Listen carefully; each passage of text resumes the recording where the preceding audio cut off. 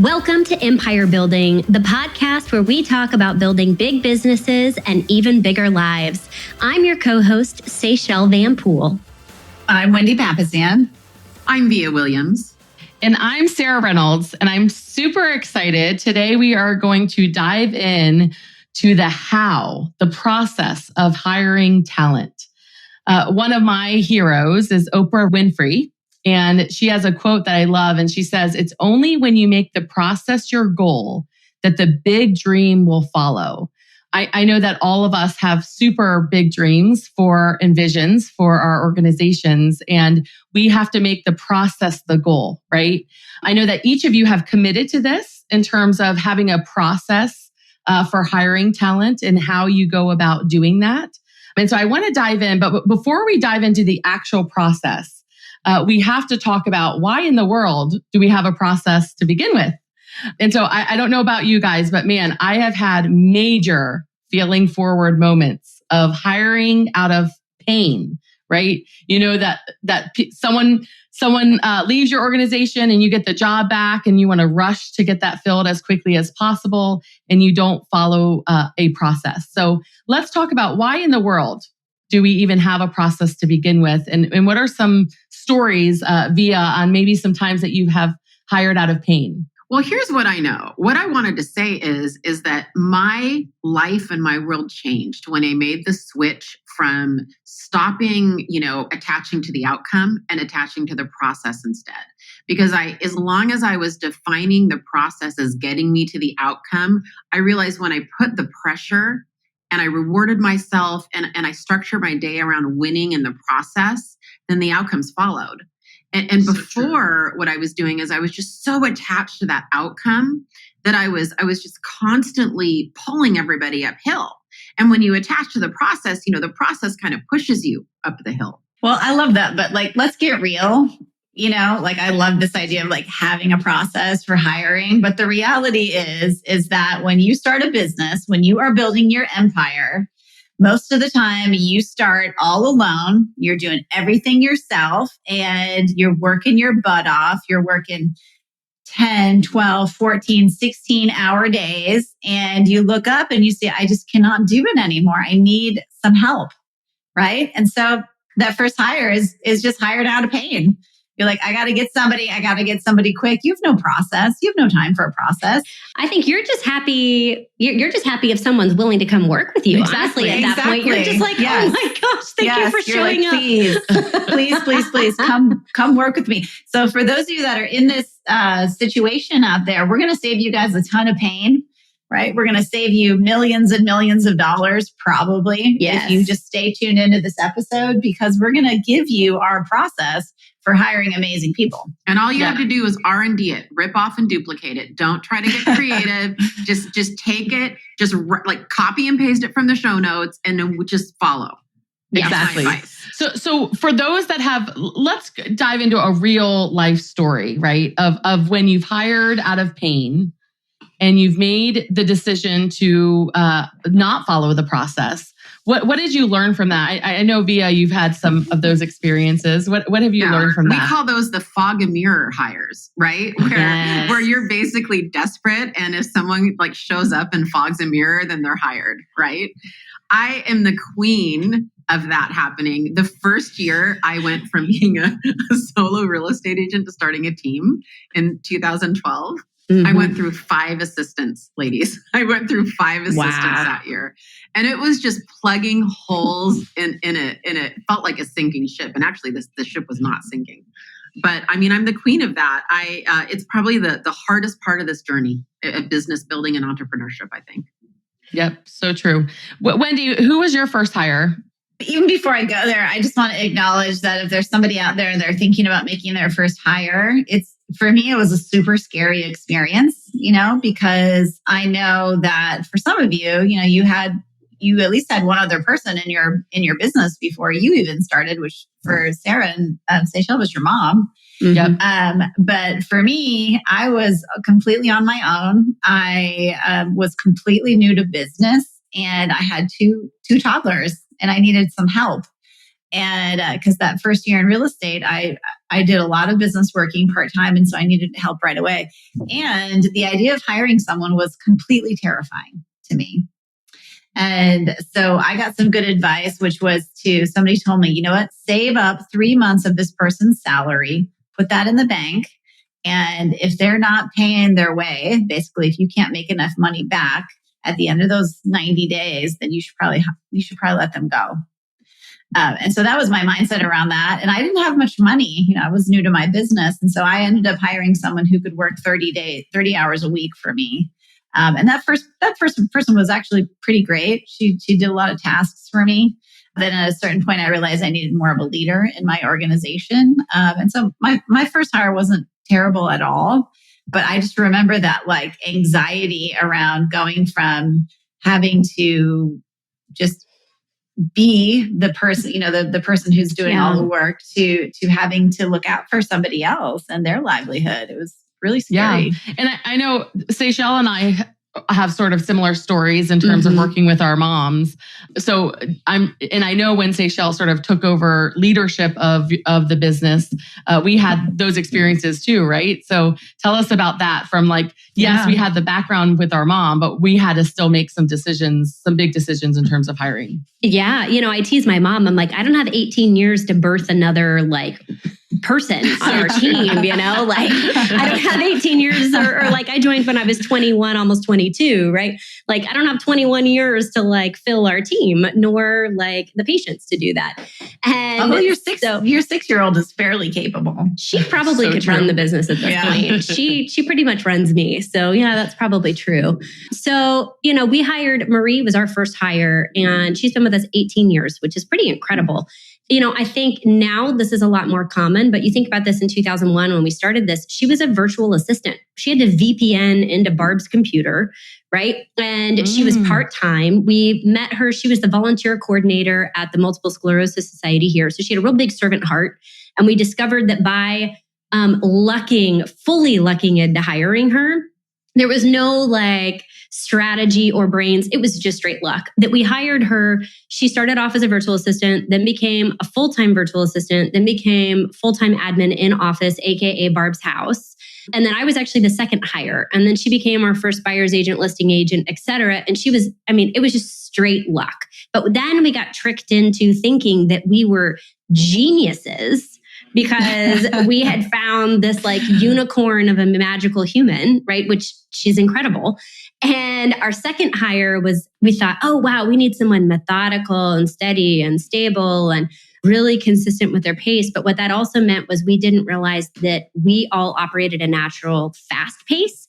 And so we hired this second admin to support Marie. She was so slow. She was very methodical, but her pace was so slow that by week 3, we had completely worn her out. She was like crying every day on the job. She quit just by text, never showed up the next day. And I don't blame her because we totally missed all of the things. And so it really was a good lesson for us on going back, realizing that there is, to Via's point, a process. And others have lived before us. And I love that. I love that, Seychelle, because if everybody didn't hear our last episode, which was also on talent, the first thing we talk about is knowing yourself. And that's really what you're talking about is knowing who you are, knowing who the people on your team are, right? And filling in those gaps and not necessarily getting someone who's completely opposite from you. And so PACE, we discovered we went back and really redefined who we are as an organization and what our traits are that are similar. Because I think you sometimes do luck into your first hire. And I think a lot of us would have examples of that. But so we learned, right, that we're fast-paced is something that I can't drag you by your hair or beg you to want to come into work. You need to be self-motivated to get out of bed. I'm not going to beg you to come to work. You need to have a servant heart, right? I need you to play well with others and have a servant heart, right? And I need you to be client-oriented or have a customer service forward-facing background that regardless of what position you are on the team, you need to have the team member and the client win. And we discovered when we have those traits, I can teach you all the rest. We can teach you real estate, we can teach you business, but if you don't have those traits, we know it's not going to work. Yeah. So I think all of us on this podcast have a high sense of urgency, right? And one of the things that I love about this process, yes, I know. I know that to be true. One of the things I love about this process is you can see sense of urgency because there's multiple steps of things that they have to do. Yes. And you can track how long it takes and things like that. So let's dive into the process, right? There is, we do not want to hire out of pain. We want to make sure that we are following a process. It literally will cost you thousands of dollars. Hundreds of thousands. Yeah, hundreds of thousands to not follow a process. So we call this a career visioning process as well. And can I just for people who maybe don't have a business yet, can we just dive into that? Like, sure. I know you want to get into the process because that is your favorite thing. Because that's her jam. Yeah. That's Sarah's jam. Yeah. She's awesome at it. But I mean, just to walk people through that. So imagine a bad hire who steals money from you or doesn't follow up with clients or doesn't get that deal done, right? So the pain and cost of a bad hire could be hundreds of thousands of dollars for those reasons, right? Yes. Yep. And even the hours alone, like all of us are worth a good amount, our $1 per hour. Right. And it just the hours alone that we have to put into rehiring and retraining, that alone is thousands and hundreds of thousands of dollars over time when you don't follow a process. So now that we've successfully scared everyone to not want to hire, we should teach you how to do it properly. Yes. do I have Wendy's permission to now dive into the process? Okay, process time. Okay. So the first step in the process is to do a phone interview. And I know that might sound semi-simple for some of our listeners. I don't know about me, but about you. But when I first got you have to do a phone interview, it's like, okay, where do we even start with that? So I know, Via, you have an awesome sort of phone interview system. Can you share that with us? Well, and I hate to keep interrupting, and I'm sorry, guys, but I did just want to point out that, that even before we jump into the phone interview, the ad that you write, yes. right? This idea of figuring out what you want and what you need is so important. Yeah. And if you are a solopreneur, if you're out there on your own and looking to build an empire, the best way to do that is to put a piece of paper on your desk, write my not to do list. Yes. Keep it on your desk for 2 weeks. And every time you have that feeling about what you're doing, write that down. Mm-hmm. Yep. And then when you get a whole page of stuff, guess what you've got? Yeah, we have planned an awesome episode on attracting talent and the ads that you write and making sure that you're attracting those that you want to attract. And before we dive into, I do want to talk about phone interview, and I want to amplify Wendy because it all starts with clarity. And I think that was her point. I think the real essence of what she was trying to say, and where a lot of us fall down, is when we're not clear about what the definition of the role is and what winning in that role is, then either are they. And it's really hard to hire somebody if you don't have clarity. I often tell people you should be spending more time up front being reflective and really thinking about that role than you are in the process. And most people are the opposite.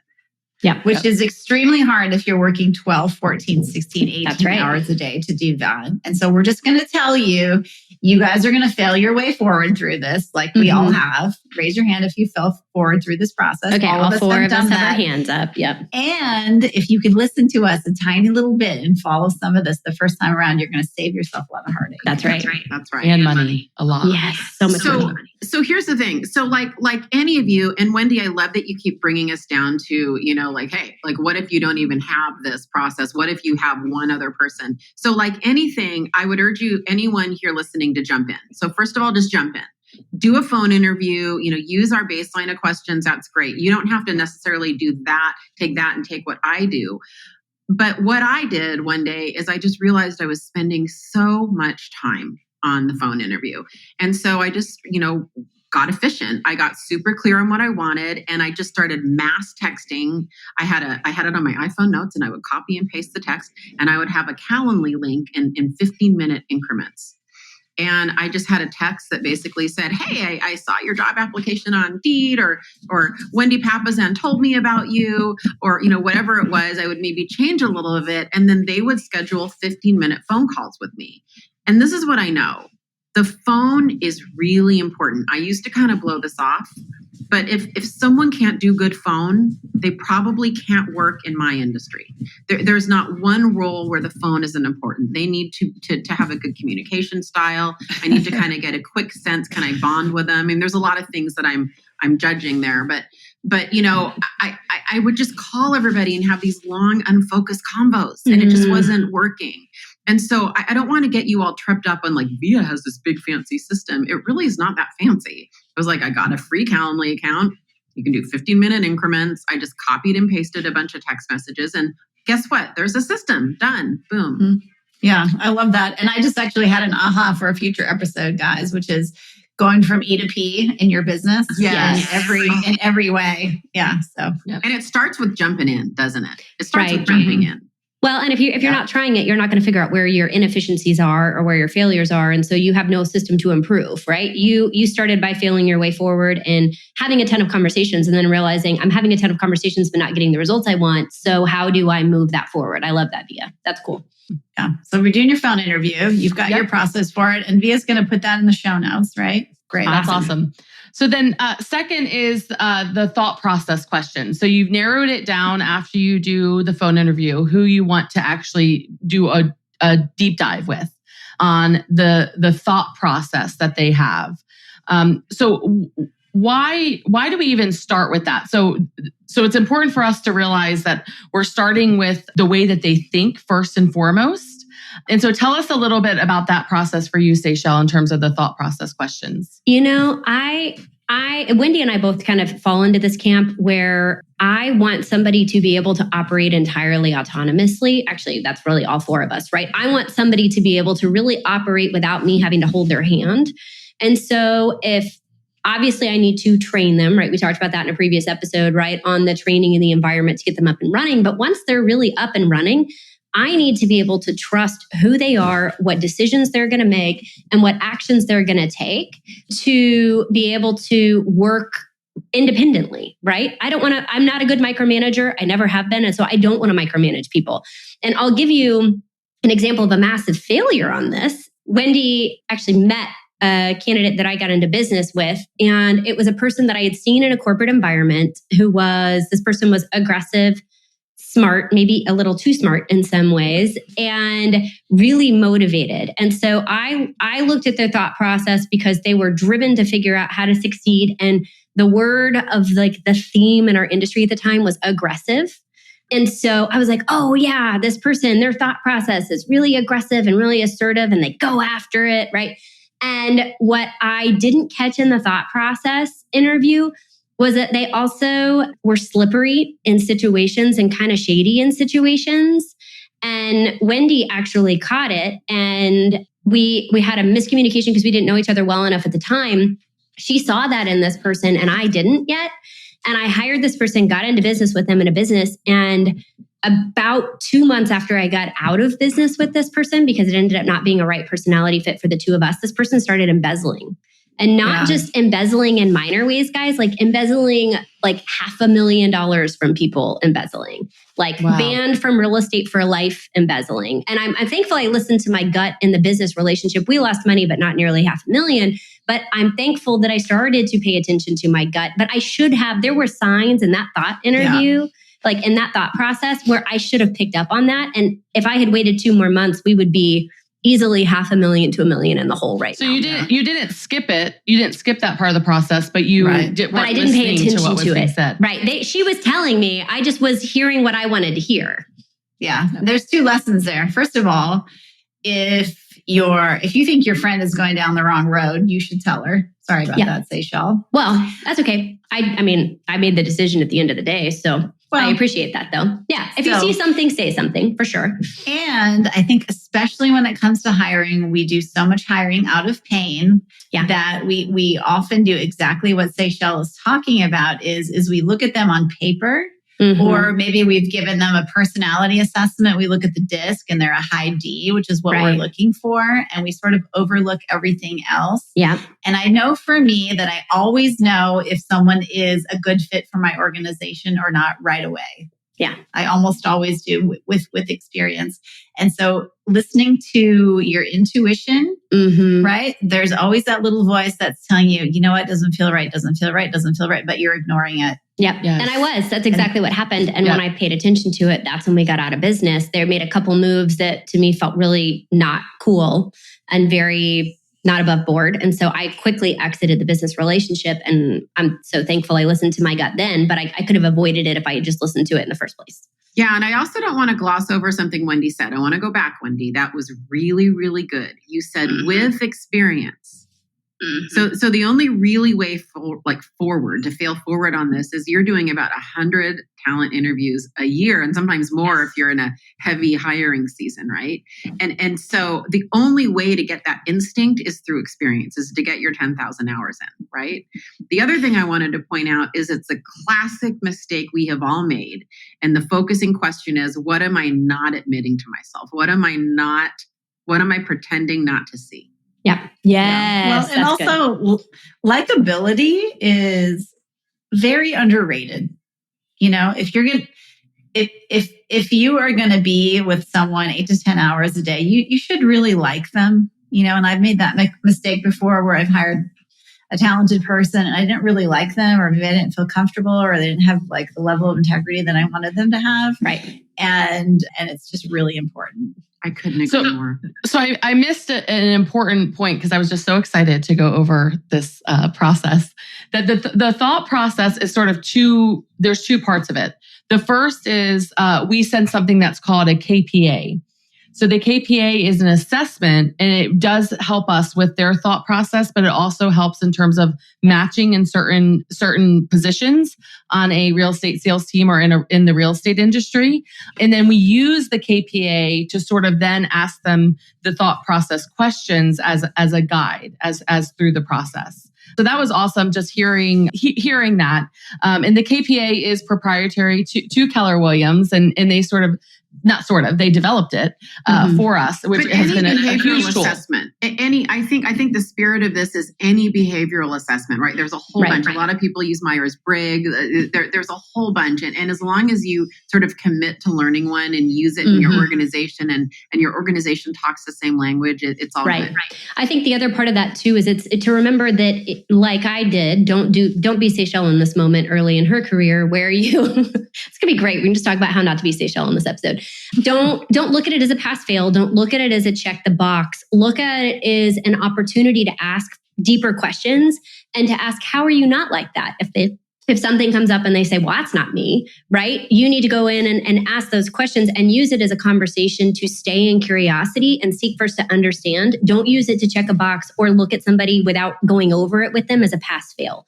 Because if they're willing to take it, you have to then honor them and really verifying or validating that personality assessment with them to make sure that is the person that showed up. Don't just take it as a checkbox. Yes. And for us that are process oriented, that want to check things off, we have learned some big lessons of just like, I just checked it off. I wasn't even listening to what they were saying. I was just, I had the meeting and did the thought process questions, right? And just to remind you that the whole point behind the thought process is to help you understand how that person thinks. Mm-hmm. Right. That's especially under stress. Process. That for me is really what I look for is how are they going to think when they're super stressed out? And how can I either lead them? Yeah. How can I help lead them? How can I drag them out when they're hiding in their house, not opening their shutters, right? Or are they going to get aggressive? Are they going to just make a list and go forward? Are they going to just drive their way forward? What are they going to do when they get freaked out and stressed out? And that's the person that I need to expect is going to show up during that time and be okay with that. What I've loved about learning and then using this process over the last few years was that I used to do it reverse, right? I used to learn their thought process after I hired them. Versus this is now in the beginning, towards the beginning of the process. And so how much time do we save when their thought process isn't matching what we're looking for, right? That reminds me, Sarah, one of the things that was taught to me early on, and I just loved it, and it's kind of become like a deeply held belief for me, is that any process, any hiring process like this, that's kind of a long one, an arduous, long process, isn't meant to give you perfection. It's just meant for you to know how they're going to show up. So losing is being surprised. Winning is not necessarily, you can have understood how they're going to show up and they still don't work out as a hire. I would argue the process still worked if you weren't surprised. Mm-hmm. So well, true. and something we didn't mention at the beginning is that a typical interview for most of you is like a 30-minute sit-down interview where you ask a bunch of pat questions, and anybody can be anyone in 30 minutes. That's right. Right. But what this process does is there's many steps. And after each step, you take a step back, you think about it, you analyze, is this the right person for the job? You look at your job description, you look at this person. And then by the time the 7 steps are over, you've probably spent 3, 4, maybe even 5 hours with that person, which is, and other people are also involved in it a too. game changer. Yeah, exactly. Well, and anyone can be good on the first date, but the second date, you show up a little different. The third date, you show up a little different. The fourth date, you're really comfortable. And so, 20 I kind of years of marriage in a quarantine. That too. It's like us with this podcast. Remember, it was like the professional hair and makeup, the first few episodes. Yeah. We're fully on the beach waves at this point. Exactly. I need a haircut. That's exactly. So we've got the thought process questions down. So then the next step, it reminds me of the Zig Ziglar quote, which is everything that occurs teaches and prepares you for the next stage of life. Nothing is lost. And it's their life story, which I don't know about you guys, but this part of it is this, and also the next phase are my 2 favorites. And so I love hearing their life story. And I know, Seychelle, you have a great story to go along with that. Well, what does that look like, Sarah? Do you want to just walk us through a little bit about what that interview looks like? Sure. So Seychelle tells her story. Yes. So you want to go back through events in their life. So typically we start with college. Now, if it's someone that is younger, so they haven't had as many experiences, you might go far back as, high school and go through their sort of life story. And what you're doing is you're tying the timeline. So of when they were in college, let's say, and you go over some questions that you're asking them, what they learned from it, what were their biggest successes, what did they really take from that time of their life. And while you're going through the process, you're also asking about their income. So then you can see sort of their life story in terms of income. And so if any of you have anything to add, more description to that you can obviously hop in. Highs and lows and lessons that they learned as well. Right. Yes. And I think you also have to be careful on the income piece because that's up to them if they want to disclose that part, right? I think with a lot of HR laws, depending on what state you're in, what country you're in, you want to make sure that whether or not you can or cannot ask about the money, but some places let you, some places don't. When we looked at Thanks for the disclosure. You're welcome. Just covering everyone. Make sure you know your local laws and ordinances. For those of you out there, our legal department is cringing right now. Yes, exactly. Oh wait, we don't have a legal department. Okay, so just full disclaimer: whatever you do, guys, just don't get yourself sued. Okay, now that we disclaimer that, just don't get sued. So, we had a director of sales who's this amazing human being on our team for 5 years. And when I was interviewing her originally, she had been the top salesperson at every single organization she'd ever been in. And I'm looking at her life story and it's like amazing, salesperson, top salesperson in the country, top salesperson in the world, top salesperson in the world. What was also showing up was that she'd never been given a leadership opportunity in any organization she'd ever been in, which I thought was really interesting. But when you looked at her community involvement, it was led the youth group, led the mission trip, led the couples retreat, led the prayer group, led the community, led the friends, led the family. Everywhere else in her personal life was showing up as leadership. And I'm staring at this life story and it's like every professional organization she'd ever been in had never given her a shot at leadership because they were so afraid of losing her revenue that they didn't want to put her into an opportunity to lead others. And I'm sitting here staring at this going, holy cow, we have this person that is unproven talent in the leadership side, top performer in the sales side, that if they can get in and nail the role on the sales side might actually be a really amazing opportunity on the leadership side. And after nailing the role for about 6 months, we started working that person into a leadership role over the next year. And she did things for our organization, put systems into our organization, and created frameworks for our organization that we never would have had without her. And I think about, man, what could those other companies have had if they had just paid attention to her life story? Mm-hmm. And yes, that's huge. And all of her personal life showing up screaming, I want to help give to others, serve others, lead others. What did they miss if they had just given her a chance that we got the opportunity to have in our world, because all those other companies failed to see that? Love that. And that such a good story. And it reminded me of, when I first started building our organization, I wasn't following this process. Mm-hmm. And about 4 or 5 years ago, I dove in and really wanted to master it. And I started with my current team members.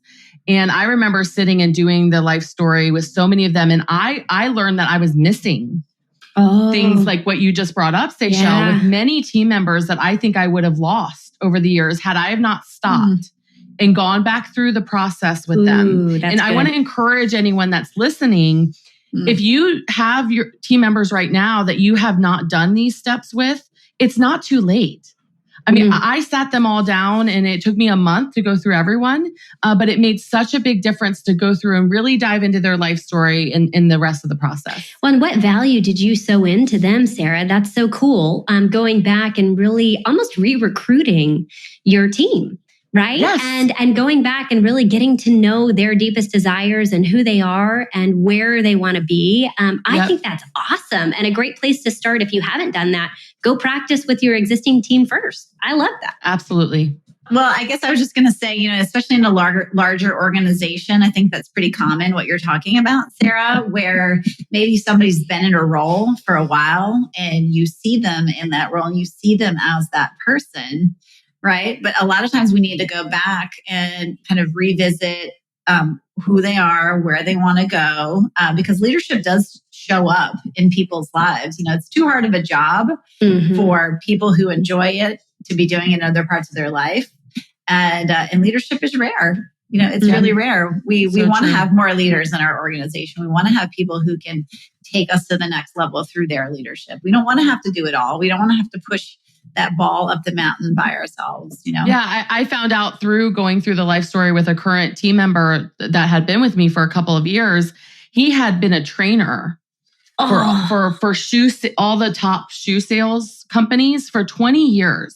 He would go into different regions and train on how to sell shoes. I didn't know that. And I learned through the life story, I was missing out on an amazing trainer in my organization, and I had no idea, right? Did that feel like the heavens opened up and the skies started singing when that happened? I can just imagine you in that interview like, ah. Yes, no, it was amazing. So this process is so crucial, and we are going to dive into the rest of the process in our next episode. And for me, I had so many takeaways from this episode. So first of all, thank you. I always learn from each of you so much every podcast that we do.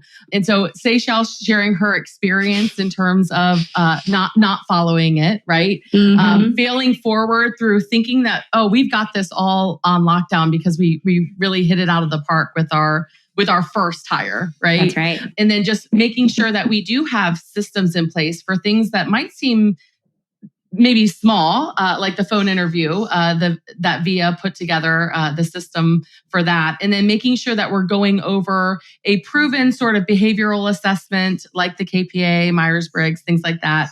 And then diving into really, for me, the biggest gold nugget, do not check off the box. Yes. Be listening to your instincts, as Wendy mentioned. Do not check them off, as Seychelle mentioned. But this was awesome, guys, and I can't wait to dive into the rest of the process in our next episode. So tune in to learn about the rest. Thanks for listening to Empire Building. If you like what you heard, join our tribe by subscribing to your favorite podcast platform and help us spread the word by leaving a 5-star rating and review. Until next time, wishing you a life worth living. And remember, you are an empire builder.